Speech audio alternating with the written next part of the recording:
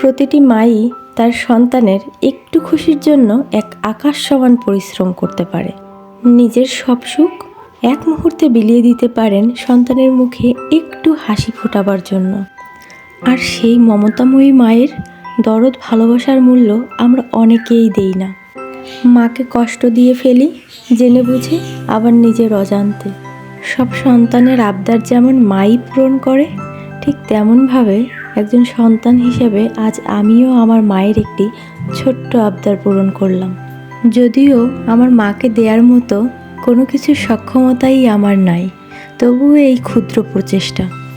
আমার মা বলেছিল তাকে যেন একটি পূজার আসন বানিয়ে দিই, তাই উলের সুতা দিয়ে আমি তৈরি করে ফেলেছি আমার মায়ের জন্য একটি আসন।